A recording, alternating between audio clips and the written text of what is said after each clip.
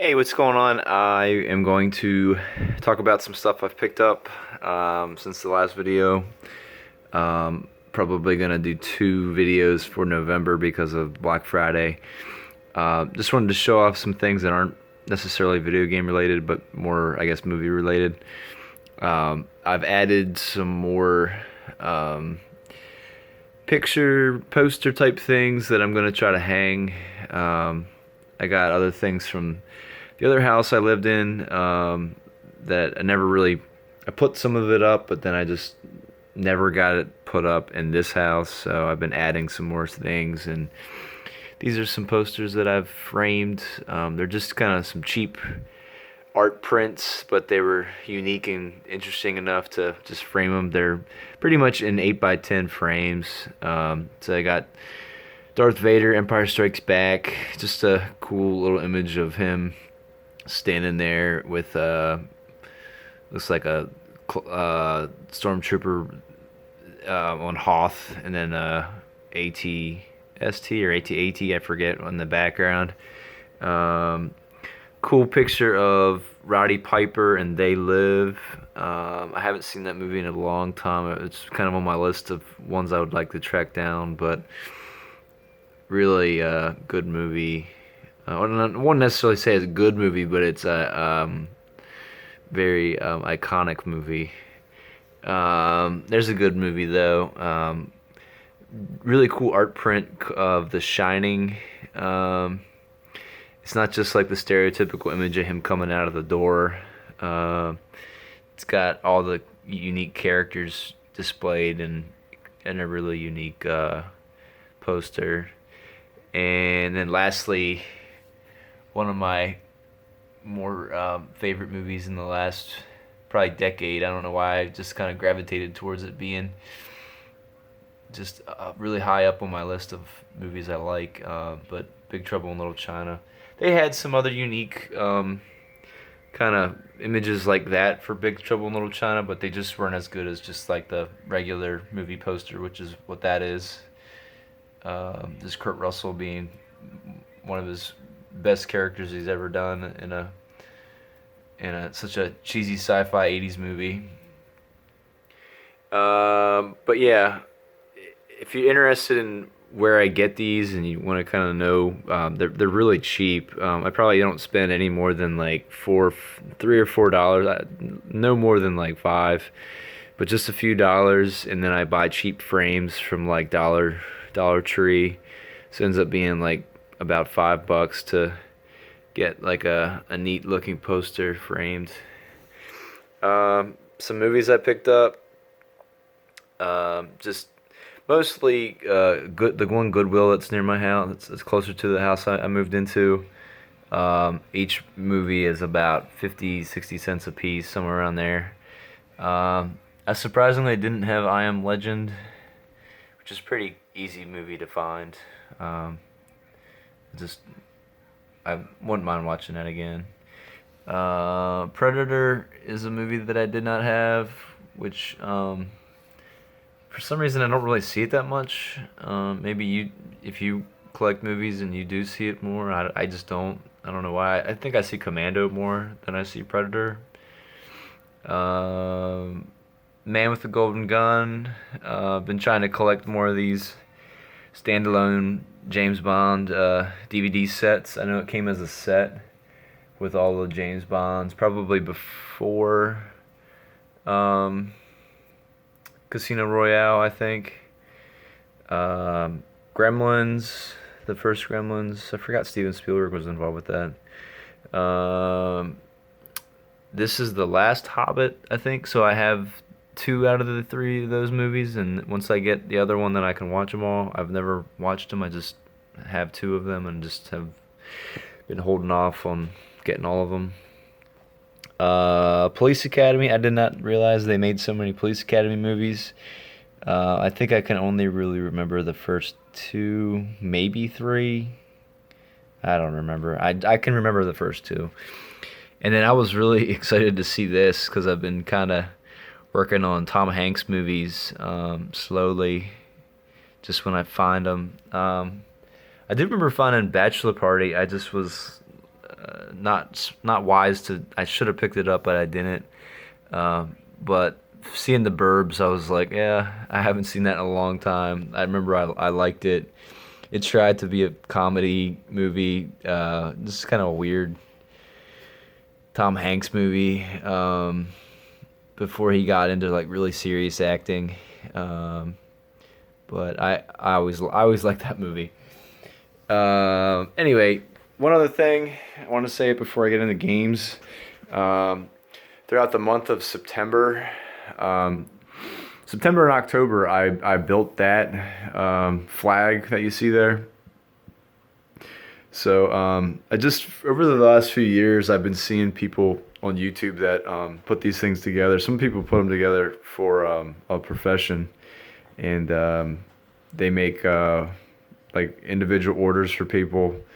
And I didn't want to just do that. I wanted to challenge myself to make it. And it's just a flag made of, I think they're 1x2 strips. And then I did everything, cutting it out, painting them individually. Every star was etched out with a Dremel tool. And then I just had some more wood left over, and I decided it would look cooler to frame it around the outside with like a stain. I had leftover stain, but that's something that I don't know, I'm really proud of, and it's a cool thing to as the display piece, like in the room.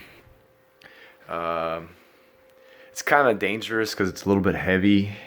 Well, not a little bit. It's a good bit heavy.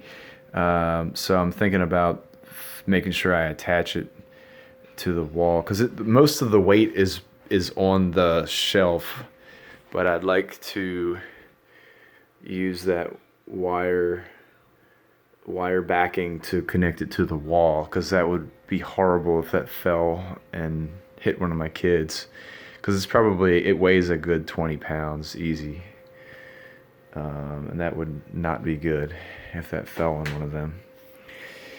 So some of the games, I'll start over here. I'm trying to work quickly so it doesn't go very long.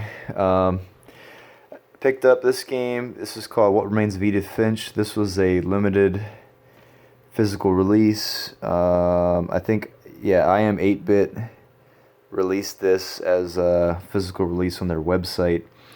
But I did not get it from them. I actually, when I was thinking about, you know what, I kind of wanted to get this, and I left too much time go by, and when I went on their website, I think it's listed as sold out. So I was like looking around other places thinking that like it'd be nice to have this game because I had heard really good things. I don't even really know in the best way to describe what this game is. I've played a little bit of it on Steam. I got a free copy of it on Steam like a year ago, and I liked what I had played. I just felt like I would rather have it on the console rather than my laptop, and I got it directly from the developers. Where I went on their website, it would be Giant Sparrow, I think is the one. It was either Annapurna or Giant Sparrow, one or the other. Whoever would be the main developer had it on their website, and they sold it. They were selling copies of it directly from what they would have had. So I'm assuming like they might have had, I don't know, 100, 200 copies that I Am 8-Bit gave them, and they sold them directly from their own location. So they had some listed on their developer website, and I bought one exactly what it would have costed if it was from I Am 8-Bit.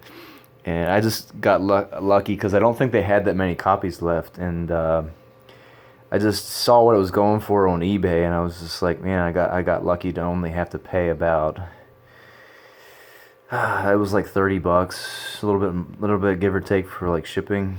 So but look it up. It's just definitely like a weird type of game. A couple other games here, some that are more easily recognizable. These three here I got on a buy two get one from GameStop in October. They just had a buy two get one randomly for current gen systems, and then I just decided they're not too expensive, so it ended up being that each one was like about $12 when you factor the cost of buying two for then getting one free. This game I imported. You can see the Peggy symbol in the corner. You can get this in North America and the United States. I imported it. I pre-ordered it off this website I like to use called base.com that will sell games relatively cheap from the UK, and the prices are really good. I played this one time and it was okay. It's a lot more challenging than what I would have hoped. Like it's a twin stick shooter and it's difficult to the point where you only get hit a few times and you die. So I like twin stick shooters, but I also don't like them where they are just so ruthlessly difficult that it just is frustrating.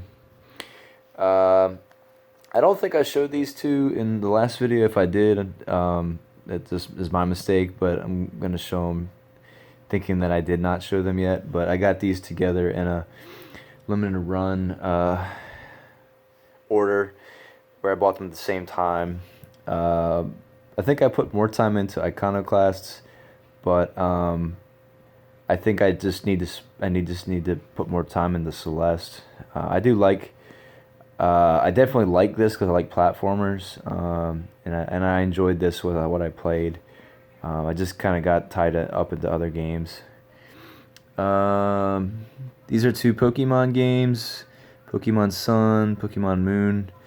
There was a GameStop deal of the day where those games were $9.99, both of them, and with the discount that I get for GameStop for being a member there, it was like $8.99 as well. So it was less than $20, and the thing that's just most frustrating is I did the pickup at the store, and the manager of the store, I didn't want to get into an argument, but like they refused to give me cases.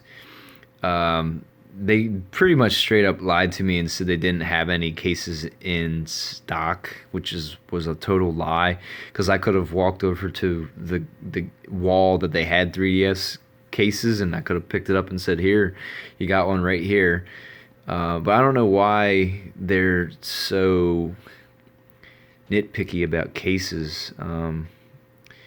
It just really doesn't make sense to me, especially if like you have a customer that like, I know that they can't be picky choosy with like who they're nice to and who they're not nice to, but it's just like by like refusing to give me a case and you know that there's a case on the wall, it it it puts a bad taste in my mouth as far as wanting to go back to a particular store or an entire company in itself.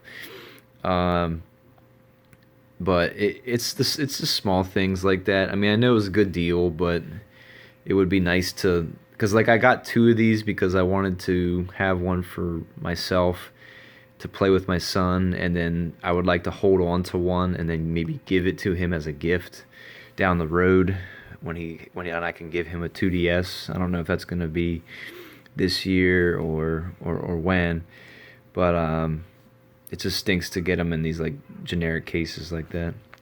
Off of eBay, I got this Dungeon Hunter Alliance. It wasn't that expensive.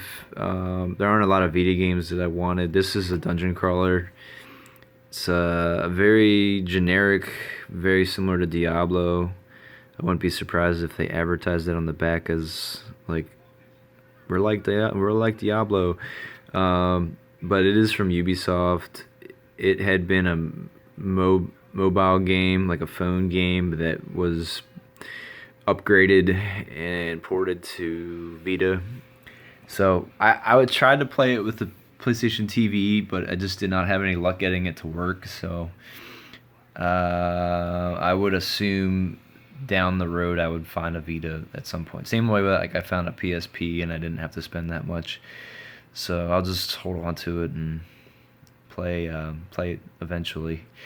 This game is like the coolest story out of the bunch. So this is one of a few PlayStation 1 games that I still was looking for. Um, Trying to think what other ones I'm looking for. Um, Maybe like just a few more RPGs. That's really all I'm looking for. Um, Brave Fencer Musashi. That's just popped in my head.